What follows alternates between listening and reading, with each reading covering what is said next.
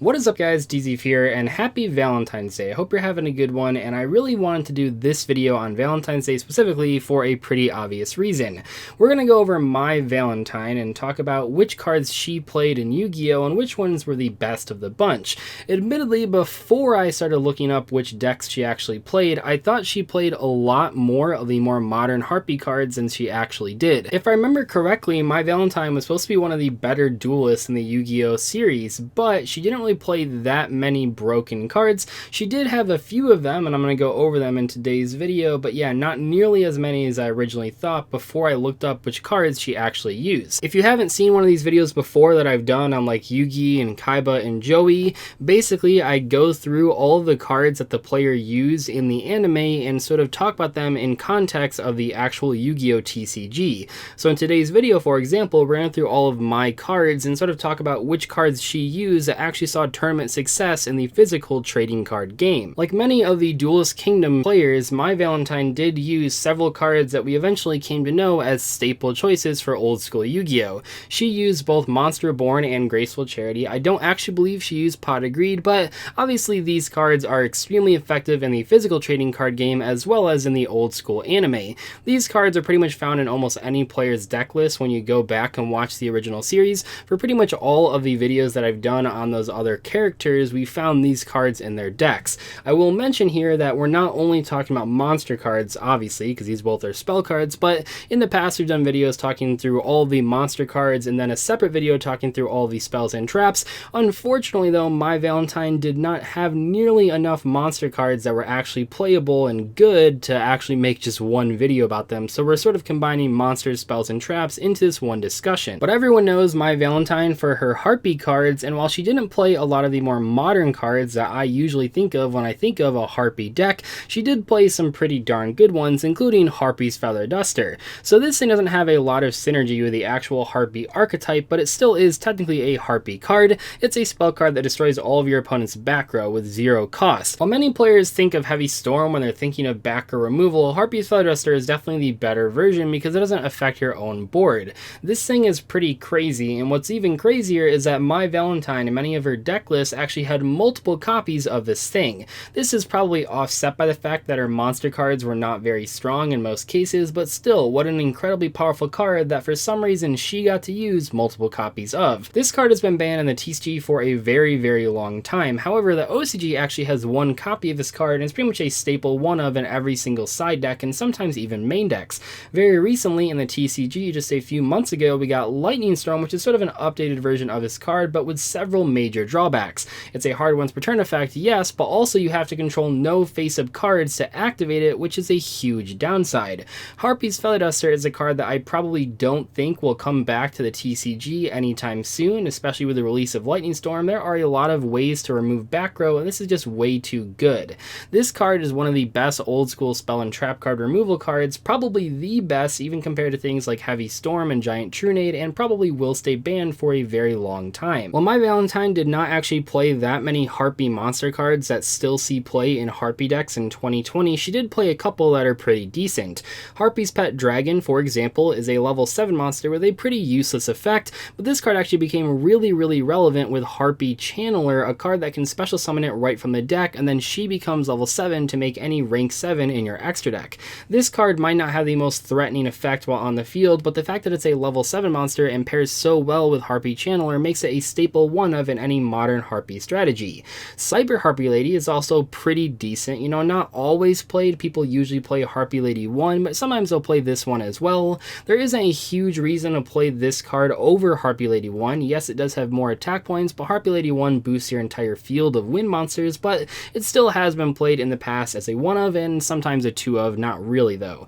This card also is extremely expensive in certain versions, like the Retro Pack version, which is one of the craziest cards from that set in terms of price, so this is a big collector's item for many old school and even new school players. You don't see Cyber Harpie Lady, at least the Retro Pack version, very often, so when you do, it's a pretty big deal. It's not very likely for a card from the anime to be buffed when it's made into a physical card, but Harpie's Feather Storm is way better, like so much better in the TCG than it ever was in the anime. In the anime, it's okay, but not really that good for a physical card, but this thing in the TCG is insane. This is the #1 reason to to play a Harpie deck as a rogue strategy.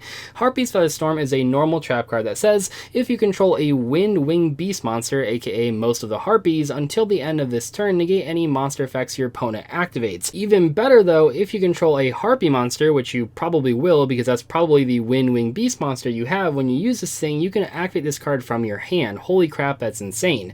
If this card in its owner's spell and trap card zone is destroyed by an opponent's card effect, you can add one Harpie's Feather Duster from your deck or graveyard to your hand. In the TCG, you are not able to use that last effect because there is no Harpie's Feather Duster to search, but that doesn't really matter because this thing by itself, without that searching effect, is already pretty broken in the context of a Harpie deck. This is a staple 3 of and is the main reason you would play that deck in the first place, because this doesn't just negate all of your opponent's face-up cards, or face-up monsters I should say, it negates any monster effect that they use for the rest of this turn. That means from their hand, like hand traps, it means from their graveyard, it means on their field as well, but it just stops everything, and you can do this over and over and over again. It is just absolutely absurd. This card might look similar to another generic card, Dark Ruler No More, and it is, but also it's a trap, so not only can you use it to break your opponent's board, but you can use it on the next turn if you have a second copy, perhaps when you search with Hysteric Sign in the end phase, and then you can stop their entire turn again on their turn, which is just really unfair. Harpies aren't the most broken deck, but this card is absolutely insane, and it's really good that this thing is stuck in Harpies, because if it was in any other more viable deck, it probably would have been banned a long time ago. While not the most important card, Elegant Egotist is still a pretty staple one of in any Harpie deck, even in modern times. It's not as good as it was in the anime, it's not even as good as it was like 5 years ago, but it still is played as a one of, so it's worth shouting out in today's video. If this thing could summon any Harpie Lady card, you could summon Channeler or Dancer or one of those things, but that's not quite how this card works. You can only summon Harpie Lady, exactly that name, or Harpie Lady Sisters. That does give you a little bit more options though. You can summon like Harpie Lady 1 or Cyber Harpie Lady, but in most cases this card isn't nearly as broken as it once was. The main reason you're playing it is because you can search it off of Hysteric Sign basically for free on activation. Not the most broken card, but still played as a one of to get a free monster on the field. I was also kind of surprised to learn that my Valentine played both Gravity Bind and Mirror Wall, two very powerful continuous traps in old school Yu-Gi-Oh! Both of these cards were limited at one point. They're currently unlimited, but they were restricted for a long time, so they're pretty darn powerful, at least in the context of like 10 or 15 years ago.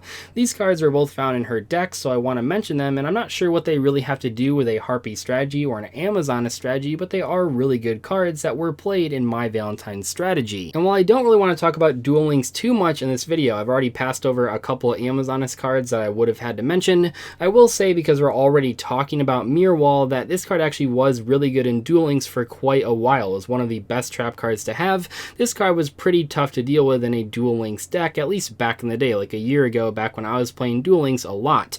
Right now, I'm not so sure if it's actually being played, but it was good for a while, which makes sense because Duel Links is a lot closer, or at least it was a lot closer to old school Yu-Gi-Oh! Where this card was at its best. Lastly, she played Dark Witch, and this might seem like a surprising choice if you don't know where it was played, because it is a level 5 vanilla monster with only 1800 attack points. However, this card was kind of played occasionally in Brilliant Fusion Monarchs, a very powerful deck back in 2016. The main combo is that you would send Dark Witch and Gem Knight Lazuli to the graveyard with Brilliant Fusion and then add back the Dark Witch to your hand. Then you would play Return of the Monarchs and tribute summon Dark Witch over the Gem Knight Seraphonite, search a Monarch card, and then tribute that over the Dark Witch. You might have actually heard me talk about that with Jax Knight in the past, and both cards were used in the same combo. They're both level 5 light monsters that are normal monsters that you can add back with Lazuli.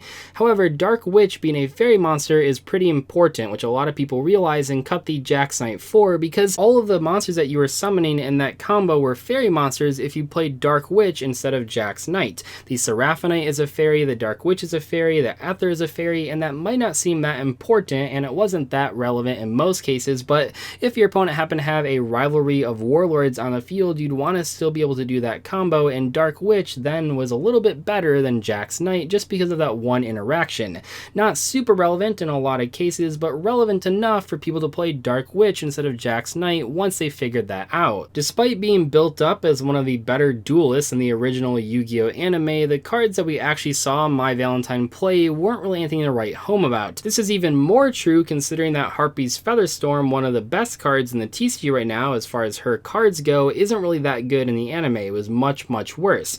However, she had enough cool cards, and it is Valentine's Day, that I wanted to make this video just for fun. Remember that I did a few more videos just like this, so I'll link a couple of them at the end of this video, but hopefully you guys enjoyed it, and let me know in the comment section below which anime character decks you'd like me to review in the future. I'll see you guys later though. Thank you so much for watching. Happy Valentine's Day. Goodbye.